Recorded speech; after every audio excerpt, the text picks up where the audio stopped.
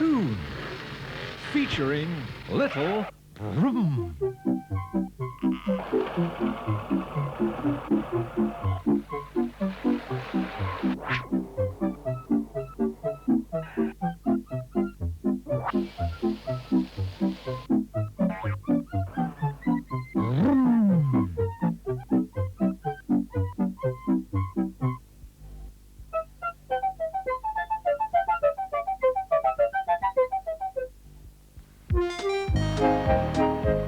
Little Brrm was in his garage, looking at all the cars and trucks going by. There were so many, all different shapes and colours. Just then, a group of very old cars passed by. They must have taken part in the old Crocs race, which happened every year around this time.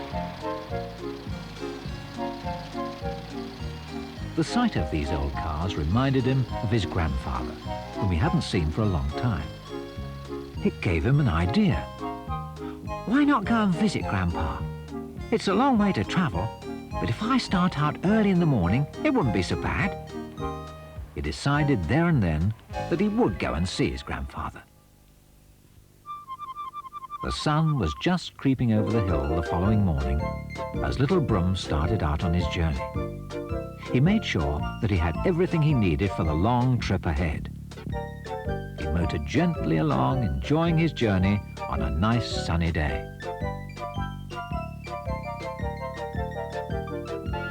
It was about noon when he reached the village where his grandfather lived, and, a little tired, he drove up to Grandpa's garage.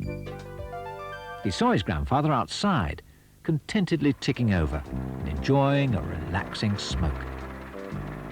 Little Brrm drove up to him. "Hello, Grandpa. How are you?" "Eh? What's that?" said his grandfather, who then looked up. "Oh, it's you, Alf. How are things?" "No, it's not. It's Little Brrm." "Little Brrm?" said his grandfather with excitement. Well, hello, my lad. Oh, it is good to see you. Well, I'm sorry I didn't recognize you. My lamps are a bit dim these days. I mistook you for an old friend of mine, Alfie Romero, who comes around to see me quite a bit. Company, you know. Well. Little Brrm, what a lovely surprise. "How are you?" asked Little Brrm. "Oh, not so bad. Cough and a splutter or two, and some of me joints ache now and then, but nothing to worry about. Oh, do come in. You must be tired out after your long journey." They both went into the garage for some cool water and a chat about the old days, something his grandfather knew a lot about. Little Brrm settled down with his grandfather by the stove and waited for him to start talking about his favourite subject. "Grandfather," said Little Brrm, "would you tell me about one of your wartime adventures? They're always so exciting." Little Brrm loved to hear his grandfather's stories about when he was in the army and all the things that happened to him. And his grandfather got a lot of pleasure out of telling them. "Ah, the army, you say? Well, now let me think. After thinking for a while, his grandfather started. "Oh, yes, there was the time when I was in the Great War over in France. I was taking some very important secret plans of the war to General Headquarters. I was a major and on very special duty. The plans I was carrying were vital to us winning the war. All of a sudden, I was attacked by dive bombers. Vroom, boom, boom, boom, boom, boom, boom."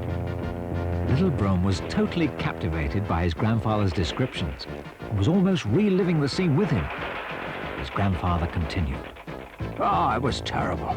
Explosions and bullets, noise and commotion. Oh, there was so much going on that I found it difficult to know where I was going.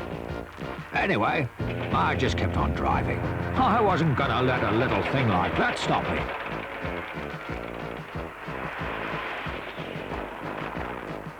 Gradually, the bombing and the noise stopped, and... "What happened then?"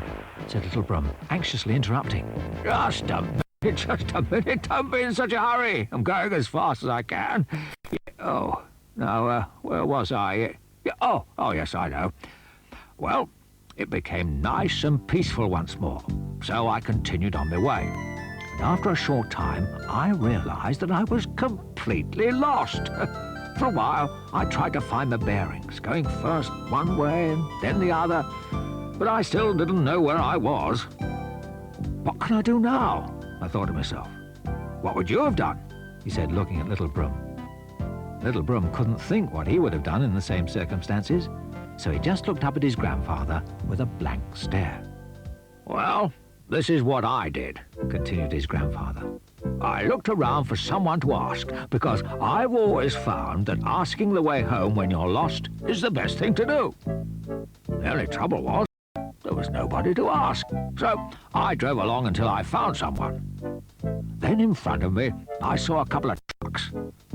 I was just about to ask the way when I realized that they too were lost. They were arguing about which way to go. One wanted to go one way, and the other one wanted to go the other way. It seemed that I was the best person to take the initiative and choose. As I was a superior officer, this is what they expected, and so they agreed to follow me, thinking I might know the way back. Of course, I didn't know the way more than they did. But the three of us travelled along together, going in all sorts of different directions. After a while, we came across a big tank, 3 other cars who were also lost. They too agreed to follow me, thinking I knew where I was going, but of course I didn't. As we travelled along, many other vehicles joined us. Guns, tanks, cars and trucks, until we became a convoy miles long. There must have been thousands of vehicles following me, thinking I knew the way. Anyway, it must have been my lucky day, because I eventually managed to find our general headquarters, and what a relief that was. But to my surprise, all the vehicles who had been following me were on the other side in the war, fighting against us. They were enemy vehicles, so they were all taken prisoner and not allowed to leave our headquarters. Well, with all those valuable vehicles taken away from them, the enemy couldn't carry on fighting, so they just like that. And that's how I won the war for our side and got this medal to prove it. The Brrm looked down at the badge on his grandfather's bumper.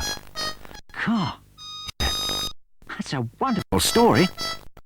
Yeah, I suppose it is, said his grandfather.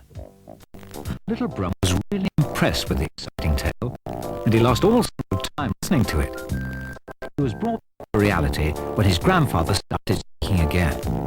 Although there was the time when we had to parachute behind the enemy lines in Burma, it was... I'm sorry, Grandpa, interrupted Little Brrm, but I don't have the time to hear another story. I shall have to start making for home soon. I do have a long way to go. Oh, very well, said his grandfather. Well, it's a pity to go so soon, but I suppose you do have a long journey in front of you. But you will come and visit me again, won't you? Little Brrm promised he would come and visit his grandfather soon. They said goodbye to each other. Bye-bye, Grandpa, said Little Brrm. Bye, lad, said his grandfather. Back soon. As Little Brrm drove back home, he couldn't help thinking how wonderful it must have been to have had all those marvellous experiences and to have lived such an exciting life. He consoled himself with the thought that maybe his grandfather was exaggerating slightly, just to make the story more interesting, and perhaps most of his adventures were, well, just stories, and not really true. Little Brrm didn't mind at all if they were so. His grandfather gave him a lot of pleasure with his tales of adventure, which was all that really mattered. Little Brrm was happy. It had been a lovely day.